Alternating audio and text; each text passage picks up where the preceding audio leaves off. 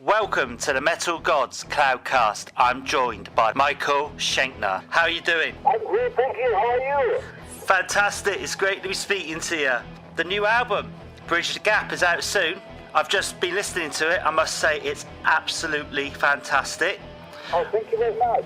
Was there a concept behind the album?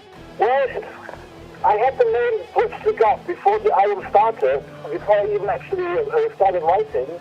And so, basically, because it all started like when Francis joined the band.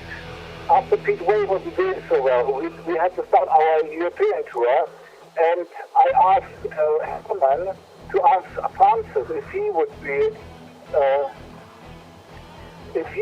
available to do the European tour, to do singing. and so he was available, and he was happy to do it.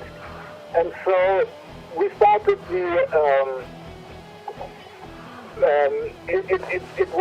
we started the European tour, and it was getting kind of really good, and I thought like this would be too crazy to miss. I wanted to capture this on DVD, and so I created a DVD, arranged a DVD shoot, and in Tilburg, that was the best place we could fit in, and we that got released 2000, actually also this year in March, and but then we carried on touring, and I had the tour, the first leg of the tour was going to be finished by October 2012, and so I thought like the next tour, because we had so many requests coming in for more touring in Europe, would start again 2013 in April. So that was a 6 months of a window for me to do something, and that was the moment, and now or never. And so I started to write at the end of the first leg of the European tour in October 2012, and I finished writing around like New Year, and went into the recording studio, made a demo of my pieces for Doogie, and sent them off to him. And then while Doogie was looking for his melodies and for the lyrics, I was in the studio making arrangements and putting down rhythm guitars, etc. And then we did the drums, and then we did all the other instruments, and then Doogie was ready, and he was coming in to do the vocals. And we finished that by the 31st of March, and then we went on tour, carried on. The next concert was already on the 4th of May, April, 4 days later in Russia, and so we went touring, and then by the end of the tour, we listened back to the which was around July, August. We listened, we put the recording away for that amount of time. And then we had fresh ears, to make fine-tuning and finalize the album.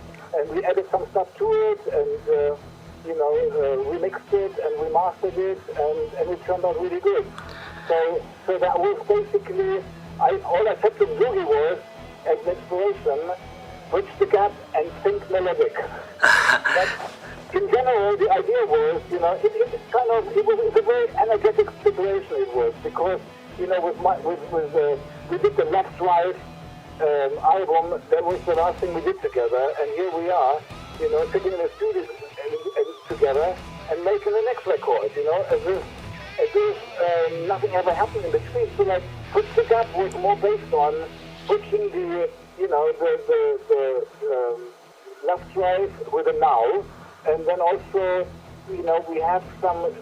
I'm starting to use more of the 7th string by Wayne Findlay to get more, to combine the old with the new a bit more, to get a bit more of a modern touch to it.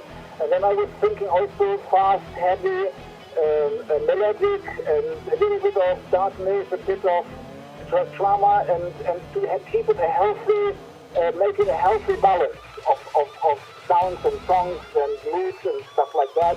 And so it turned out pretty good. Bridges That We Burn, I really love that song.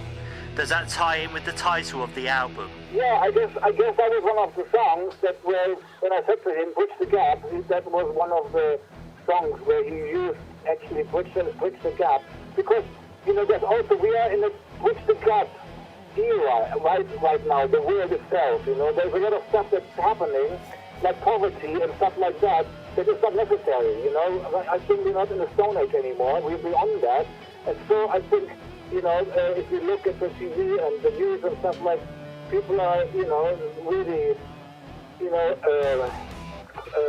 basically screaming for, you know, bridging the gap and get rid of some of the stuff that doesn't need to be there anymore. Absolutely. It's highly safe, fits in many ways. Absolutely, I can understand that. So it's going to be very difficult then when you go back out on the road to choose tracks to play, because personally I think you should just play the whole album live. It's fantastic. Maybe one of those days. But, you know, we take it kind of easy, you know, like, the concept will still be, you know, the most popular of my involvement, but obviously we will be putting, you know, quite a few new numbers in for the next European tour. When I go, I'm going to go to, you know, we did the last leg of the European tour. We added already a new song in before the album was even, you know, even done. And so, you know, we already did that for a few months. And so the next, and when I go to America, the end of the year with Doogie and Wayne, we were going to be adding one more song for now, because in America we haven't really, you know, been there with you know, with Doogie.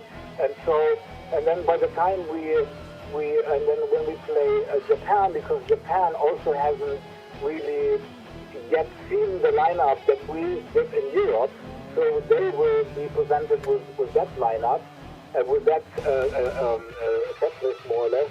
But then when we do the next European tour after this album release, we will be adding, putting together a complete new program.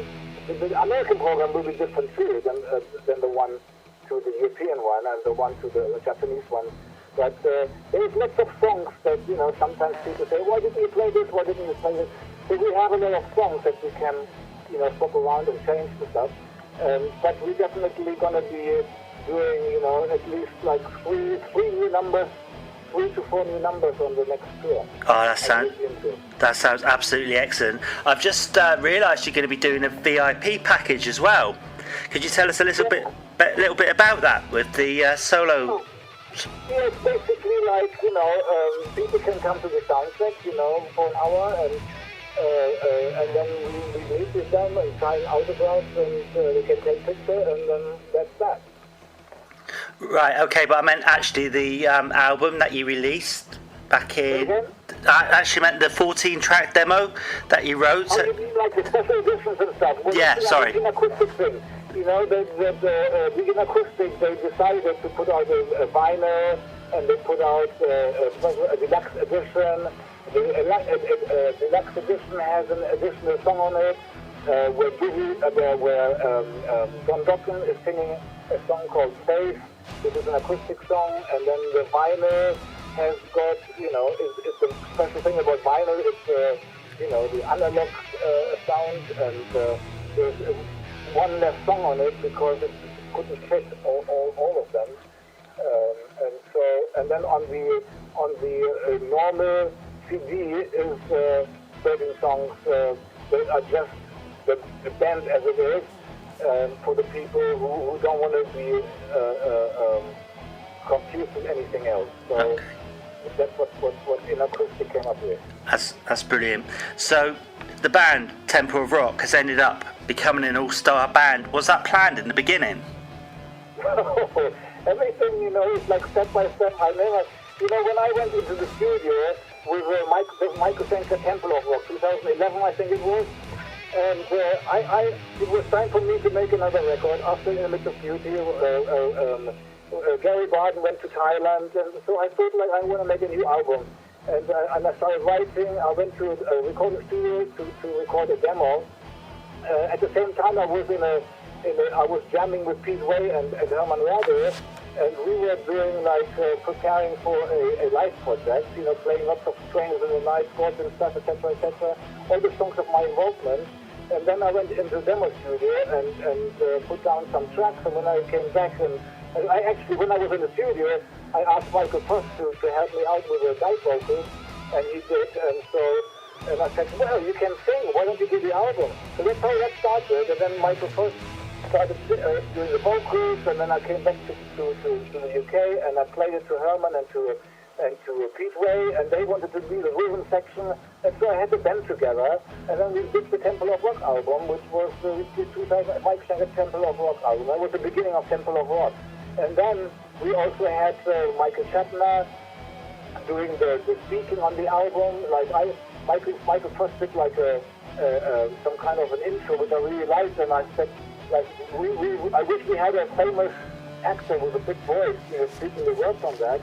And soon, a few days later, I got a phone call if I would want to play on Captain Kirk from Star Trek on his record. I went, this is the guy we want. Can you ask him if he would speak the intro on our record?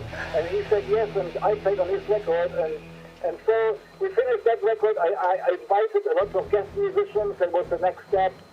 Like, you know, from the past, Simon Phillips and Carmen Eppes and my brother and Paul Raymond. And so many great musicians, Don Airy, etc. And then when the album was finished and it was time to tour the album, Michael Frost signed a solo deal, and so he wasn't available for touring. Then I had to figure out what I was going to do, and then there was Robin McCordy was singing one song on the album, and so did Doogie White. And that's how I ended up with 3 different lineups. And Robin McCordy did the American tour, and then Michael Frost the Japanese part, and then Doogie White with the European, and that's when it started. That when Pete Way wasn't doing so well, that's when I asked, you know, for Francis, if Francis was available, and Francis was more than happy to do it, and that's how it started. And so, and then we made a DVD, and then now we made a record, and it just developed into a real band, you know. And I went like, you know what? And you know, we call this album Put Together. We start collectively with the next album.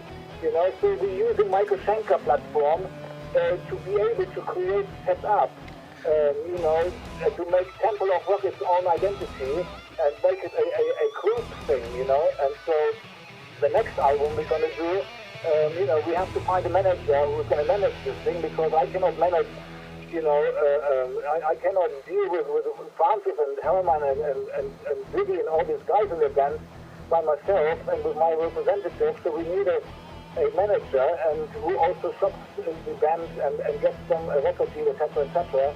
And then, you know, that will become its own entity. Well, it's like, honestly, it's like having a new lease of life. Did you ever think you'd still be plying your trade and loving it as much as you clearly do? Yeah, I mean, it's really kind of step by step. It got put together maybe more than meets the eye, you know. I'm just doing my part, you know, as it comes. As I get confronted with what needs to be done next, I just deal with it, you know, and then it just turns into whatever it turns into. Thank you ever so much, Michael. Thank you very much. Thank you, Michael. Good luck with everything. Thank you. Cheers. Bye. Hey, hi, this is Michael Schenker from UFO MSG Scorpions and Temple of Rock. You're listening to Metal Meltdown.